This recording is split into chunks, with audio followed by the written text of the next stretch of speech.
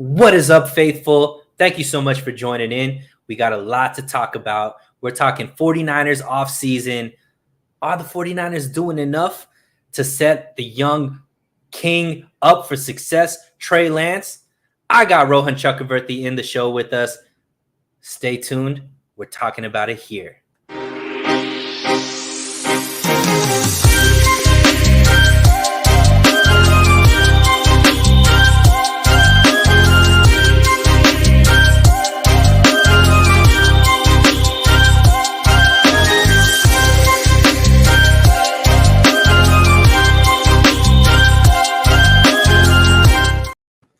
What is up, fam? Thank you so much for joining us today on So Real Sports Talk TV. Got a real special show because we got Rohan on here again. It's been a week. Usually I'm every single week with Rohan. I had a week off from him. I definitely got some of those like jitters. It was too long, Rohan, so I had to get you on Monday instead of Wednesday. But how was your weekend, man? How's everything going with you? It's going great. It's busy for sure. I mean, weekend-wise, I had one of the better shows that I've had in a while, just personally, because I had Larry Krueger on my show yesterday. Much respected in the Bay Area. One of my favorite guys that I used to listen to on the KMBR radio with his show. And so that was a fun night for me for sure. How was your weekend, man? Not as exciting as yours, man. I definitely tuned in. I've been tuning into your stuff, and I love seeing your evolution, man. So it's Thank great you. to see you growing, and yeah, I'm honored every single time you're on the show. So let's get into it, my man.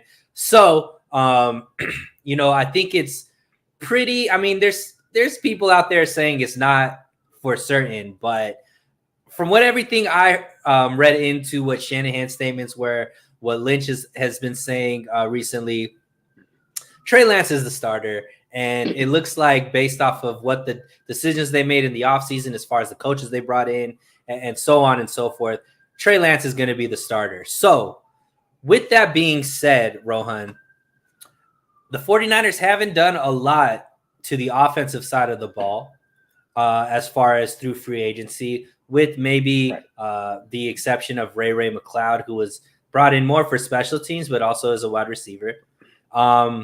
The 49ers did lose Laken Tomlinson, but are going to be moving Aaron Banks, a second-round pick from last year, into that position.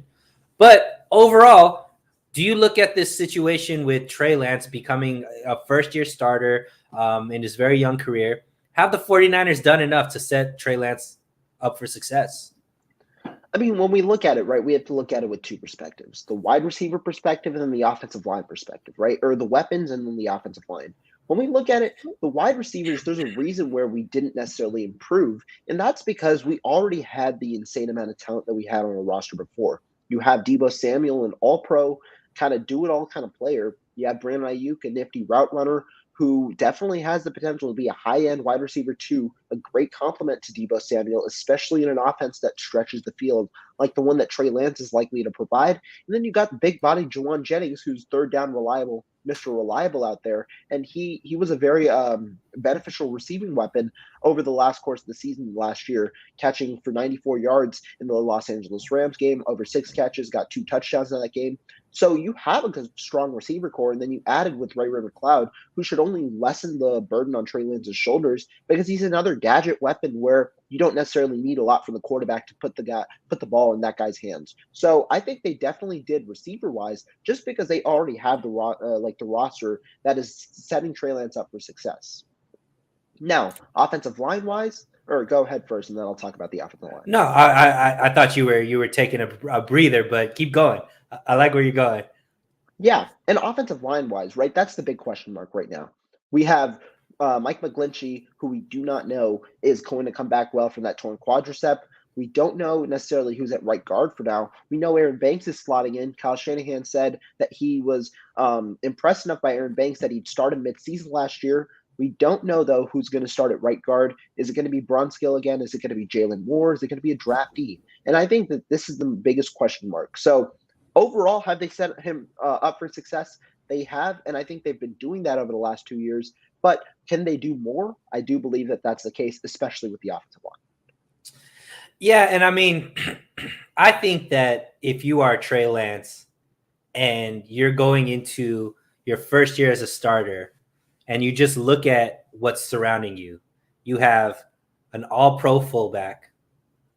You have a running back in Elijah Mitchell who hasn't fumbled the ball since probably high school. He hasn't fumbled the ball in college. He didn't fumble the ball at all last season as a full-time starter for the 49ers. You have all pros in Deebo and George Kittle that you're throwing to. And then the other two weapons you have are Brandon Ayuk, who, has all of the makings of a bona fide top 10 receiver, and Juwan Jennings, who is, a big body receiver who's a safety net on third down. Then you have an all-pro right tackle, a guy who's been an all-pro at center, and assets, a second-round draft pick, and guys who have been and a first-round draft pick with McGlinchey, with him being, a starter or not, we'll see as far as health-wise. But when you look at that, you got to be like, there's this narrative, Rohan, through 49er Twitter that Trey Lance is just set up to fail. And I'm like, the amount of talent that's surrounding him. We just mentioned all pros at every single level that of the ball for him.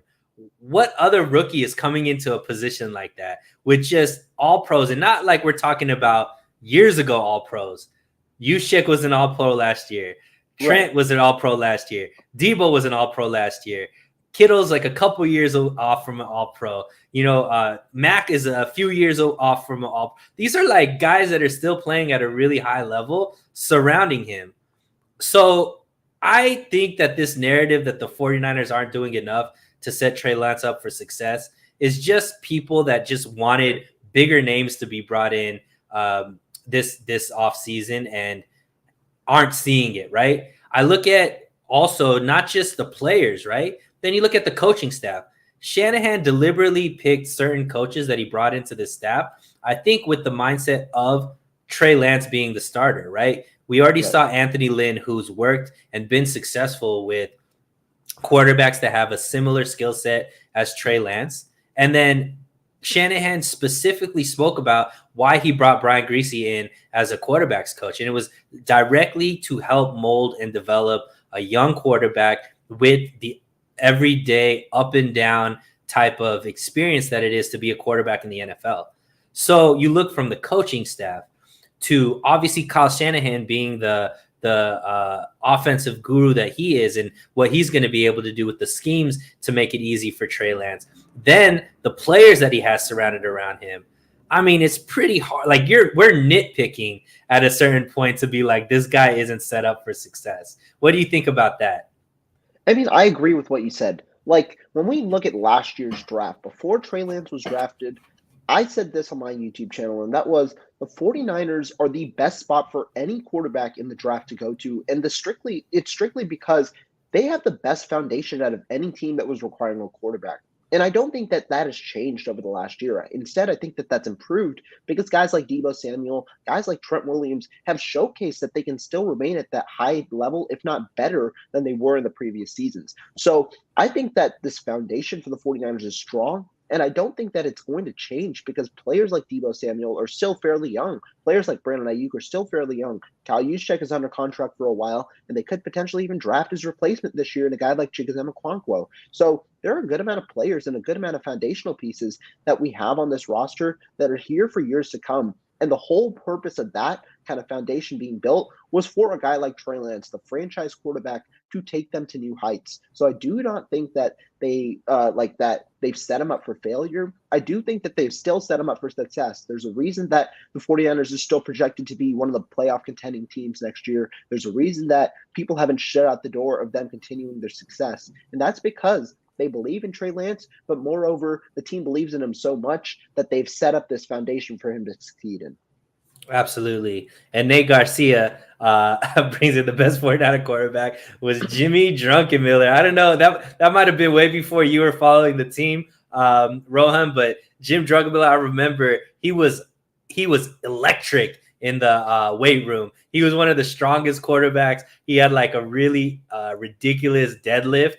and the players just loved him. He never got any starting time, but he was just fun to be a backup, and his ability to, just lift a lot of weight in the weight room.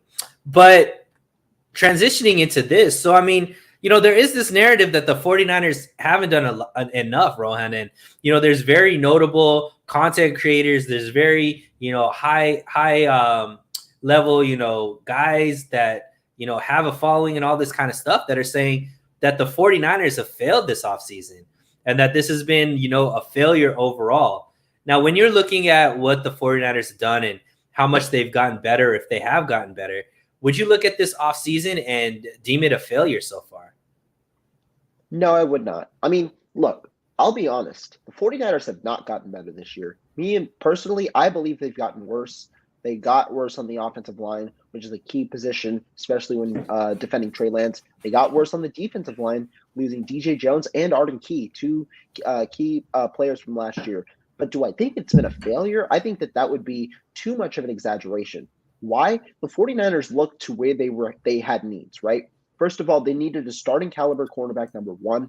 They went out and paid top level money for that. They paid the third most of any team to a corner this year, behind J.C. Jackson and Carlton Davis of the Los Angeles Chargers and Tampa Bay Buccaneers, respectively. They paid the third most in about $14 million average per year to Charvarius Ward, showing that they aren't a team that isn't going to set back. They got aggressive where their needs were there, and that was at cornerback. In addition, they went out and shored up a special teams unit that ranked about 23rd last year in special teams value, according to Football Outsiders, and that's where guys like George Odom, Ray McLeod, and Oren Burks come in, just adding special teams depth to a team that also lost Trenton Cannon and Trent Sherfield, alongside adding a strong coordinator. So I think that their coaching hires have not only been good, I think their player acquisitions have been good.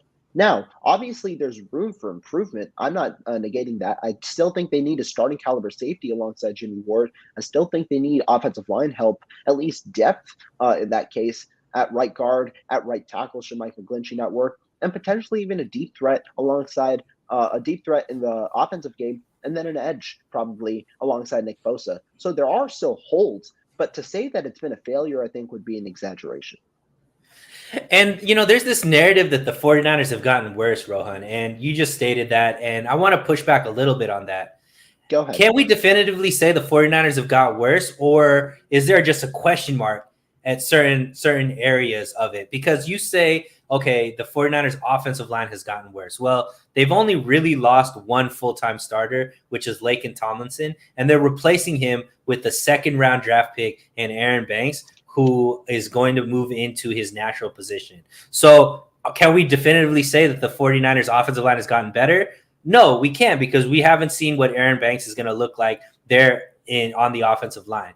But on the flip side, how could we definitively say that they definitely got worse, not knowing what Aaron Banks is going to bring to the table? If he plays, even if he plays 80% of what Laken Tomlinson played like, in between an Alex Mack and a Trent Williams that are another year more, confident in this system, how can we definitively say that this offensive line has gotten worse? So why is that train of thought wrong? So for me, the reason is, you said it yourself, the uncertainty around Aaron Banks. And the reason is, we're going from a Pro Bowl caliber level player to an uncertainty level player. And the thing is, you're right. We don't know how Aaron Banks is going to be, but there's a reason that he didn't start last year. And the reason, he was obviously less acclimated in the system than a guy like Daniel Brunskill, but we also can't say that he was ready to perform at the caliber or even 80% of what Laken Tomlinson was. If that was the case, then Kyle Shanahan would have inserted him in the starting lineup during that losing streak. I understand that he said that he wanted to ride the starting unit, but if that's because there were starting level players in this team. For the same reason, I don't necessarily think that we can say that Trey Lance is a full-on, we know exactly how Trey Lance is going to perform, but at least we saw glimpses of how Trey Lance played and how he progressed throughout the season, whereas we didn't necessarily see that from Aaron Banks. So am I shutting the door on Aaron Banks? Not necessarily. But my thing isn't necessarily with the left guard position. I think it's more on with the center, right guard, and right tackle. And that's because we don't know how players respond from an injury of Michael Glinchey's caliber. Not all of them. If if not any of them, come back to perform at the same level. And Mike McGlinchey, we haven't seen signs that Mike McGlinchey is progressing. I know the 49ers have been looking at right tackle, which doesn't really show full confidence that Mike McGlinchey might be ready by training camp. In addition, we don't know who's going to start at right guard, if it's Daniel Brunskill, who was a replacement level player last year, although filled in that role fairly well, or is it going to be Jalen Moore, who's another uncertain player, alongside while Alex Mack, while we think he's coming back from retirement, John Lynch and Cal Shannon have said so, he hasn't started his off-season training program yet. He's been in the process of getting married. Now he can start after that, but he's at an age getting older. So that means a little bit of that athleticism is going to diminish a little more. And I think his play will start to slowly decrease. And also, he hasn't started training for the upcoming season. So there is just uncertainty. I'm not saying that we can definitively say that we got worse, but based on the current situation, that's my predicament. Right. And that's what I'm saying is I think this whole, we're jumping to conclusions saying the offensive line and the defensive line got worse. But I put this up on Twitter, Rohan, like a year or two ago. These same people that are saying the 49ers have gotten worse, this offseason has been terrible, were screaming about how the 49ers were the oldest team in the league. And now 2 years later, they've done nothing but get younger. They're replacing, old veterans with young up-and-coming talent. And now all of a sudden everybody's like, we've gotten worse. But when they were going just all veterans and things like that, people were saying you're too old. Now all of a sudden we're putting in young up and coming talent, and now it's like we've gotten worse. And it's like, okay, well, let's put things in perspective. Laken Tomlinson was an all-pro player with the 49ers. Was he an all-pro before he started playing with the 49ers though? No, he wasn't. No, he wasn't. The right tackle position, McGlinchey was down more of the season than he wasn't. Who replaced him? Tom Compton. Now, how was Tom Compton spoke about last year, Rohan, when Tom Compton was just a backup player on the team? I mean, he wasn't spoken about well, but obviously when he came in, he wasn't spoken exactly. about well. But my point is, these people that just a year ago the team was too old, Tom Compton was a bust, all of these types of things. Now these guys that are left are all of a sudden the saviors. And what are we going to do without Tom Compton? What are we going to do without Laken Tomlinson? It's like, for me, it seems more that the 49ers can plug and play people in. We haven't lost the best left tackle in the game. We haven't lost, all pro level center in Alex Mack. Brunskill is Brunskill. Like, he's not going to get worse than Brunskill because he is Brunskill, right? He's either going to be the same or, he's going to be replaced by maybe Moore, who's younger and maybe has more of an upside. So I just don't understand this whole narrative, why people are so confident to be like, this offensive line got worse. I will agree with anybody who's like, we don't know what this offensive line is going to do. So there is, like you put it, less certainty of the level of play. But I think there's enough upside there that this offensive line could possibly even be better than last year because they're getting younger, more athletic, and it's going to be that next wave extending this window for the 49ers to get better. And I think the same thing on the defensive line as well. The only main person is DJ Jones, who only played as a starter, I should say, at least, who played less than 50% of the snaps at that position, getting replaced with what's talked about to be a healthy Javon Kinlaw, who was a top 15 draft pick for the 49ers. Arden Key was lost, yes, but who was Arden Key before he was with the 49ers? It's not like the 49ers was the team that he grew up with or he played for the whole year or his whole career. He was at other places and nobody was really talking about Arden Key. So, like, these are the people that have lost. We brought in pieces. Kerry Hyder came back. I think Jordan Willis is going to have, a breakout season this season. There's so much talent there. Why all of a sudden are we just like, these positions have just gotten so much worse when we've seen the 49ers just plug in guys around the pillars that they have, like Nick Bosa, Arik Armstead, Trent Williams, and now Alex Mack, and be more than just fine. How are we just going to say now all of a sudden the team is so much worse? And I think the argument really is production over upside. You bring up upside. The one thing that I'll say about upside, right? Upside is on a trajectory of a multiple year basis. And I think the people that are saying that we got worse are strictly looking at next year because we're looking at the championship window that is of the current season. And so upside is important, but I do think that upside is overlaid over a couple of years. Well, we can't also forget about the production that the other players had. Laken Tomlinson played at a Pro Bowl level, and nothing to say that Aaron Banks can't play at a Pro Bowl level. It's just that we haven't seen it. And when we haven't seen it, there really isn't a really isn't a baseline for us to say that he can do it. And that's, I think, where the reasoning comes from. And obviously, you say DJ Jones, we're replacing with Javon Kinlaw, but Javon Kinlaw hasn't shown the production that we want, that we saw out of DJ Jones, who led the league in ESPN's run stop win rate last season, despite playing under 50% of the snaps. So when you look at it that way, I think it's just the replacement level players that we're putting in right now to become starters. We just haven't seen the production out of them.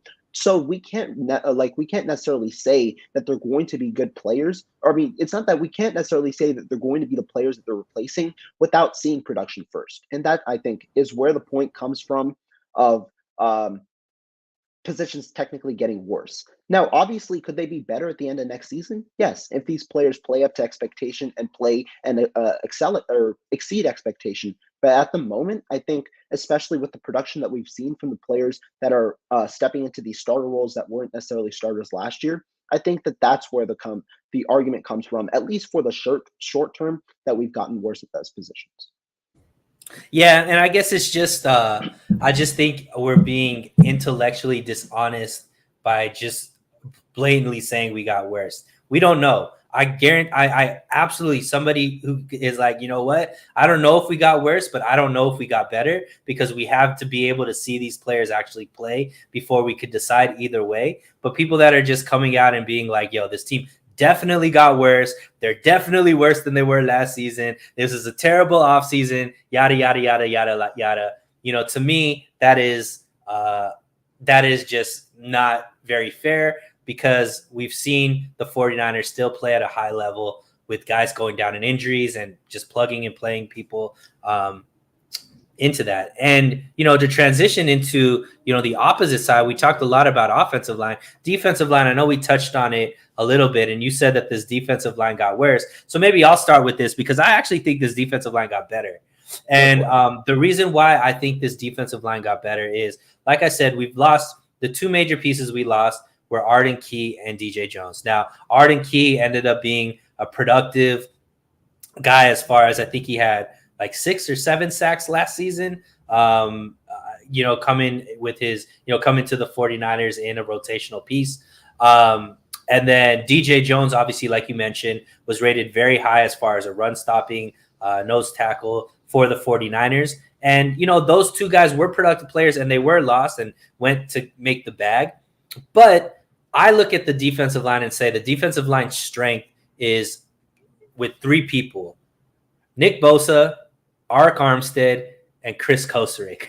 Those are the 3 people that make this defensive line the way that it is. Obviously, the talent of Bosa and Armstead, but the coaching prowess of Kosaric, who's able to take guys that haven't been productive in other places and have them just be, you know, very productive players here and have them go off and make money with other teams. So I look at, you know, Kerry Hyder came back. He's somebody who had a big year under Kosaric 2 years ago, and which is why he ended up signing the big contract with Seattle. I don't even know if he makes the team based off of what happens with the draft and what they end up bringing in the draft. But I'm looking at a Charles Omenihu. I'm looking at a Jordan Willis. I'm looking at Samson Ebukam. You know, that 3-man rotation, getting a full season of all of those guys versus just the partial seasons that we saw of Omenihu and Willis from last season. Those guys were extremely productive in the tail end of the season, as well as in the playoffs, especially Willis, who played a very big role. To have them as a full season of young, athletic, hungry players that love playing here for the 49ers, I think that they're going to have even bigger seasons this year. And then we look at a guy like Javon Kinlaw, who was already there to be the replacement for a guy like losing like a guy like Buckner. You know, he's coming in supposedly, you know, healthy. He's over here talking on social media and in interviews about how judge me now that I'm healthy. He's coming in confident. And look, if he produces the way that the 49ers looked at him to be, picking him with, as the replacement for Buckner, we're set there. And he's supposedly going to be better than a DJ Jones and things of that nature. So I just think that, another year of Armstead in his natural position, Bosa, another year of him healthy, mixed in with, the productive players that they have, even a guy that they brought in like Ridgeway, who's been productive for other teams. I just don't understand how we could sit here and just say that this defensive line got worse. I don't think that. Every year I've heard this defensive line is going to get worse. When we lost Buckner, we were going to get worse. When D Ford wasn't going to be able to play, we were going to get worse. But if you look at all these past 2 or 3 seasons, Rohan, the sack numbers have been pretty similar. The pressures have been pretty similar. And the overall defenses have been pretty similar as well, especially out of that defensive line. So tell me why I'm wrong. So you're right for one point. And that is that in 2019 and 2021, the defenses were fairly similar despite having different roster construction. And that's because the 49ers found out that having a number of depth pieces rather than 4 key players in D Ford, Nick Bosa, DeForest Buckner, and Ark Armstead that year was a better way to just rotate players and preserve health. But now when we look at it, I think we're overlooking we're not looking enough at the amount of production that the players that we gained lost. So first of all, with the loss of DJ Jones, he was arguably one of the top 5 run defenders in football itself last year, and that's something that's not easy to replace. I believe that anyone who plays next to Ark Armstead is bound to look good. I agree with Javon Kinlaw. I do think that he'll look good, but can he replicate that type of production? I'm not necessarily sure. And in addition, I don't know who's going to provide the pass rushing alongside it. Kevin Givens, he's going to have to step up this year because he hasn't played in that big of a role outside of DJ Jones, alongside DJ Jones and alongside Ark Armstead in the previous years. So he's going to have to step up. Now, can he do it? I have believed that Kevin Givens can step up and provide some pass rushing potential. But now with Arden Key gone, you need another interior pass rusher. And I don't necessarily know if we have that currently on our roster. You said about Kerry Hyder. I personally don't think that Kerry Hyder is as good as people say.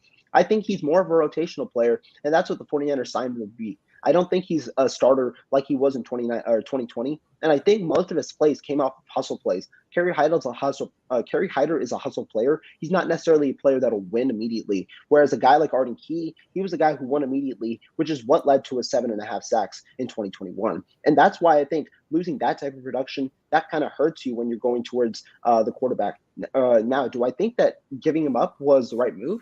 Yes, because he got $4 million, and I understand $4 million is a bargain for Arden Key, but you can get a similar player with similar potential in the draft with a guy that you can select in the 2nd or 3rd round who's going to come at a $3 million cheaper cost. So I think the cost-effective solution was in the draft, but does that mean that player who we selected in the draft is going to be able to replicate the production that Arden Key had? Not necessarily. So I do think that our production is going to diminish just a bit, but I don't think that necessarily hurts us. And when I say production is going to diminish just a bit, I don't necessarily think that our statistics are going to look worse just because we have better coverage this year. So we should also have better pass rushing potential this year because teams are going to be looking to obviously pass. It's going to be harder this year with a guy like Travarius Ward, who's a stout in coverage. But I do think currently the roster construction of how we have it, we don't necessarily have a starting caliber player opposite of Nick Bosa like we had last year in Arden Key. And that's the one thing that I'll say. We have a good amount of rotational pieces, but not necessarily starting caliber pieces. And I don't know if we're going to add a starting caliber piece given the amount of players we already have on our rotation.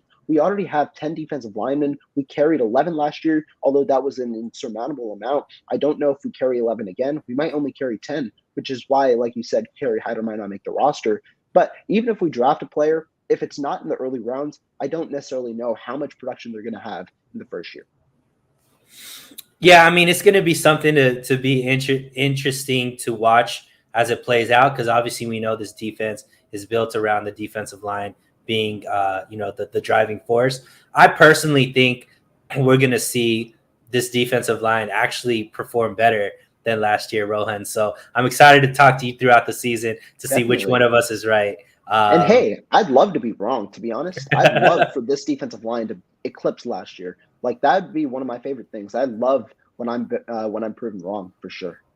Steve O Supremo, welcome back, my man. I haven't seen you in a while. Depth is key with 17 games. Absolutely. And it's it's great that we have all of that depth to be able to keep guys fresh, even not even for the long-term season, but even game to game, because it just keeps that offensive line for the opposing team really huffing and puffing when they have to deal with the fresh body on every single down. Bay Gibson, thank you so much for joining in. This is a good Mo point. Hurts, Ridgeway, Javon Kinlaw going to be a beast this year. And some people forgot about Mo Hurts. He was a guy who came in a lot with Arden Key from the Raiders last season. And more people were probably more excited about Mo Hurst coming to the team than Arden Key last year. Obviously, he went down with an injury. He's going to be healthy this year. He's still on the team there to play inside. What do you think about Mo Hurst and what he could actually bring to this defensive line? I think this point by Bay Gibson is a very good point. And Mo Hurst, Ridgeway, Javon Kinlaw. Mo Hurst, I was very excited to have Mo Hurst on this team. I thought he was going to be signed despite him playing in only 2 games last year because of the potential that he provides. I do think that Mo Hurst is going to be a solid contributor. And a thing about like injury concerns on this defensive line, the reason that injury concerns aren't as viable on this defensive line is because they don't play in many snaps. Arden Key didn't play in over 50% of the snaps one time last year, and he got that many sacks. It's not like we're going to play players a ton. We rotate players, have them preserve their bodies, and play at full energy when they come in. Hassan Ridgeway is the guy, though, that I'm really, really excited about. I thought he possesses exactly what Chris Koserick loves, right? He's got the ability to bull rush. He has the power in his build, but he's also extremely athletic. That reminds you a bit of a DJ Jones. So it's like a DJ Jones caliber player at $2 million as opposed to $10 million. So if Hassan Ridgeway can break out this year as somewhat of a pass rusher, coming in on those third downs opposite Arik Armstead and potentially wreak havoc on the defensive line, I'll be very impressed. Javon Kinlaw, the one thing about Javon Kinlaw that I'll say before we kind of end this clip is Javon Kinlaw, like if he can stay healthy, I do think that the potential, this defensive line has the potential to be better. Obviously, like I said, the reason that they're currently worse is just because of the uncertainty around players like Javon Kinlaw. How do we know how they're going to how do we know how they're going to respond on the field when we haven't seen them respond on the field in previous years like that? So that's the one thing I'll say. We have potential. It's just right now the production currently kind of lacks. At least it has been based on the resumes of current players.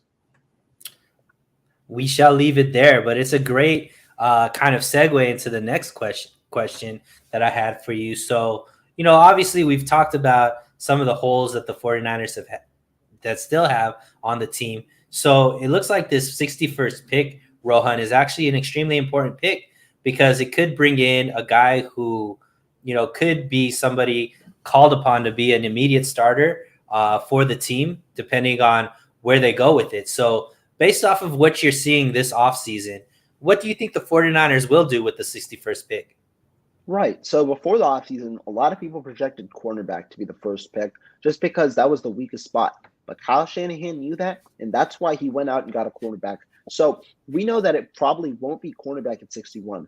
In my opinion, the 2 biggest holes on this team are not necessarily biggest, but the 2 holes on this team that are matched by the value in this draft are at safety and at edge. I don't necessarily believe that we'll draft an offensive lineman with our 61st pick. I think that is more of a 3rd and a 4th round selection. I don't necessarily think that comes early. I think it's going to tune down to safety or edge. But in my opinion, I personally believe that we should go best player available. In a class like this, with the amount of draft selections that we currently have 9 draft selections, and also we have picks at 61, 93, and 105. 3 picks inside the top 3 rounds with another pick in the 4th round, which is the bread and butter. These middle rounds are the bread and butter of this draft. I think that we should go best player available, and that's how our needs are going to start to be filled. Because if you go best player available, you don't necessarily have to narrow it down to just picking a safety, as the 49ers have done in the past. They went with Mike McGlinchey. They've gone with Javon Kinlaw, both of which were need picks over the best player available in that class, where we could have gone with the guy like Derwin James, or we could have gone with a guy like Tristan Wirfs, who would have been better players at the time. But now in 2021 or 2022, we can go with the best player available because we don't necessarily have a glaring hole, but we do have areas of improvement that we have for our roster. So that's why I think we should go best player available. But I think it'll boil down to a position like safety or edge. But if the best player is a receiver, I wouldn't mind that also. I agree with you. I mean, I would love to see the 49ers go, let the board dictate their draft pick versus them reaching for a need. I mean, the 49ers hit a lot of home runs with their lower round picks where they seem to go truly best player available versus actually reaching for a player.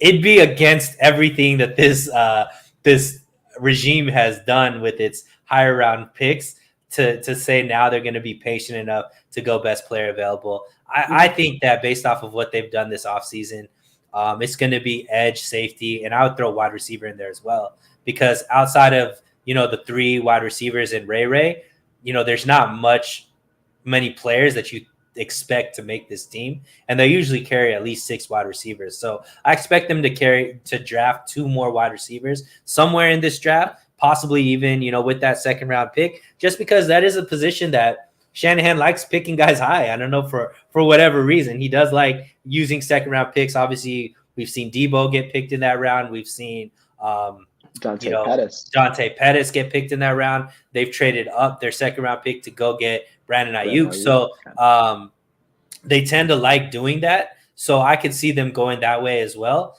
But I do imagine, best player available at those 3 positions, safety, edge, or wide receiver is what I think they're going to end up doing.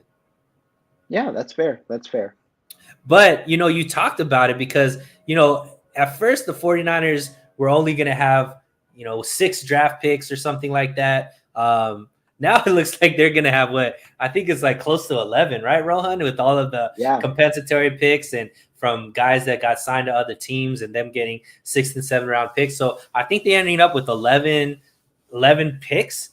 Clearly, I think it's totally I might be mistaken, but my personal belief that it's totally 9, including the compensatory picks, but still a huge amount of draft capital in this draft. Yeah, and there's not 9 positions, roster spots to be had by rookies. So based off of having all of that draft capital and knowing that this team doesn't necessarily need 9 draft picks, how aggressive do you think the 49ers will be in this draft? Do you think they're going to trade up, or do you think they might even trade out to get some more capital, maybe higher picks, next year's draft? So looking at it, the 49ers are they got a lot of draft capital in this draft. They also got a lot of draft capital next class, and they're going to add more because of the compensatory picks lost with guys like DJ Jones and things. But now when we look at it, I think the 49ers are going to be aggressive in both ways, because not necessarily will they end up picking at 61. Me personally, I think that they could even trade out of 61 just because there would be a good amount of players still on the board at 61, and I think that that's valuable. So I think trading out of 61 is definitely a possibility, but I don't think that they're going to end up with more than 8 picks in this class. I think that if you trade out of 61 or trade out of one of the earlier picks, that's going to be used to trade back into that 3rd or 4th round and select another key player. So I do think that they're going to be aggressive.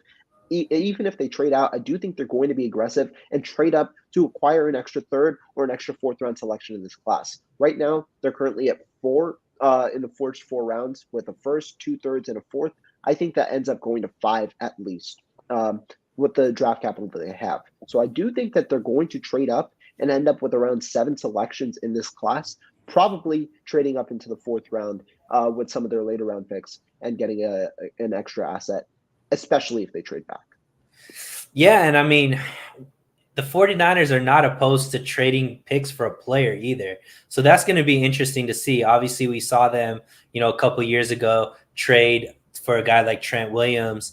And if there's any of these kind of players like a Trent Williams, obviously maybe not that caliber of player, but maybe the 49ers take, their 6th round, 7th round picks or 5th round picks and actually trade for a player versus a guy that's in the draft, just because we know that the 49ers just have such a deep team that there's not a lot of positions open to even make like the 53-man roster, maybe even not even make the practice squad, right? Because they just have so much depth there. So I I really do think that this team, they're not going to pick all these picks. I do expect them to move around a lot through this draft board. Wherever we think they're picking, I guarantee they're not going to pick at every single one of those positions, because we've seen John Lynch and Peters and just this whole front office.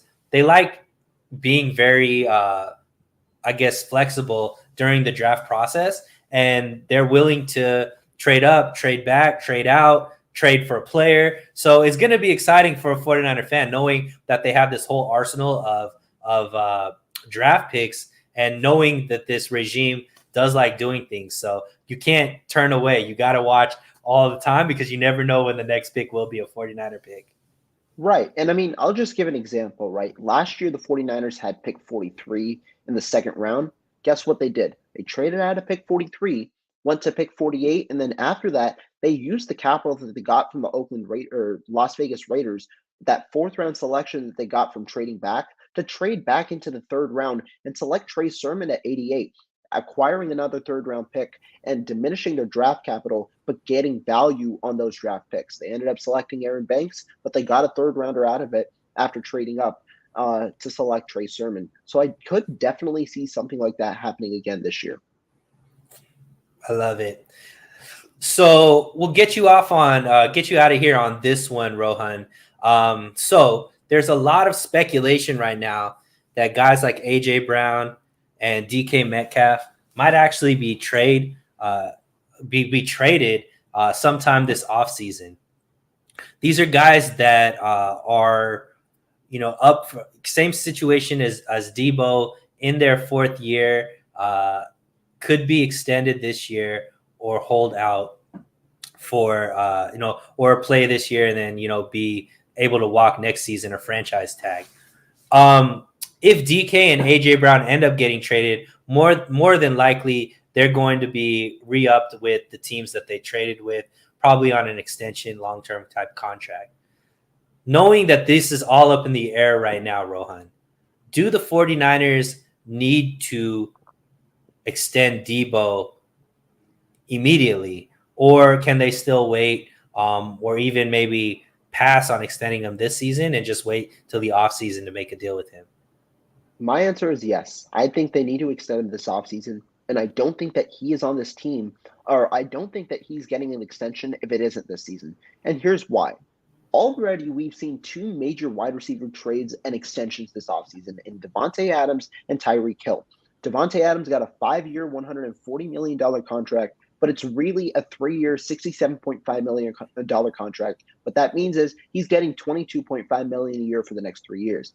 Tyreek Hill got a 4-year, $120 million contract, but it's essentially a 3-year extension on top of the year that he already has. It's a 3-year, $75 million extension to the a year that he already has. That's $25 million a year.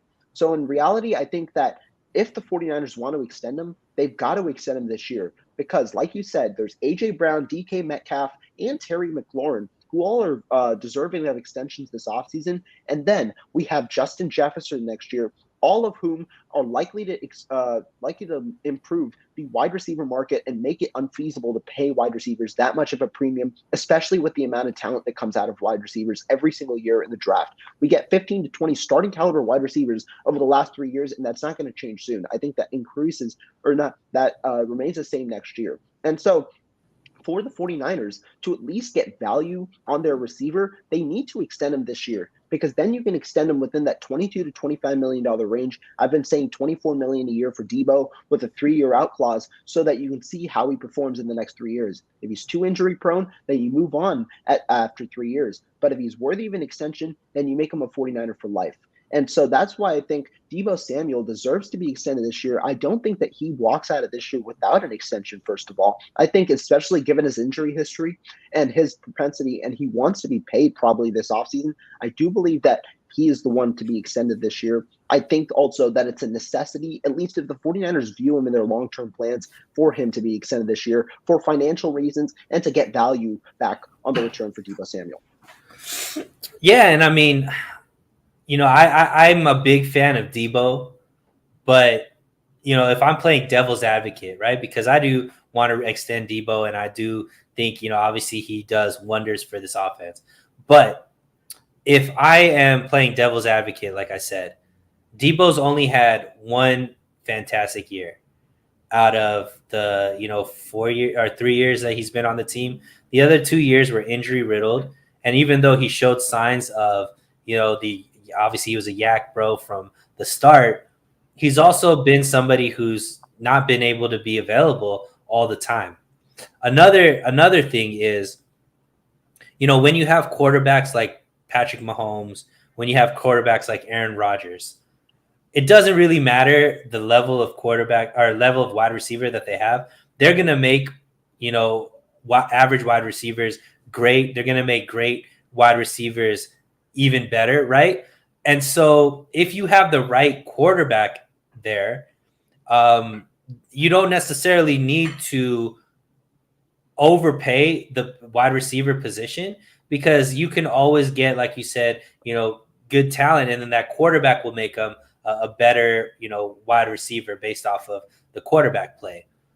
Now, with that being said, with Deebo not being able to string together 2 phenomenal seasons back to back, and us now having a quarterback in place that we believe have the upside to be one of the elite quarterbacks in the league, can we wait a year? Is there a thought process of, hey, let's not just go out act like we're desperate for a guy like Deebo? How about we just wait a year, see if Deebo stays healthy for this year, see what we have in a guy like Trey, and if Trey ends up being one of these phenomenal players like Patrick Mahomes was in his second year in the league, then maybe, hey, we don't pay Deebo 25, 24, $30 million. We have a guy like Brandon Ayuk on the team. We maybe go back in the draft and keep recycling with high level players or whatever the case may be, and don't get reeled into spending $24 million on a receiver when you could spend that money somewhere else where there isn't just that natural talent coming in through the draft year after year. What do you say to somebody who's thinking along those lines, Rohan?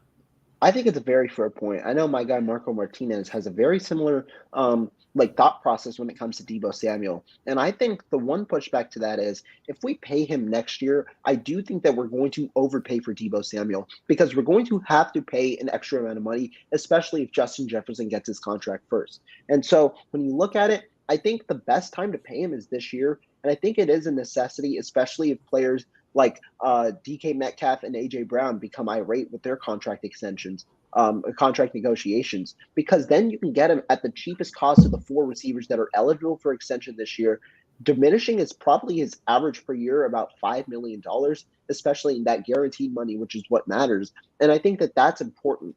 And so when you think about moving Deebo Samuel, when you think about extending him next year, I think it'll be too costly for the 49ers. And also Deebo Samuel, who's already entering his age 27 season, I don't know if the 49ers want to pay a guy like him going into his age 28 season, because then it is then you do have the risk of a player that athletic kind of going into the later years of his career, and potentially that athleticism waning off a bit.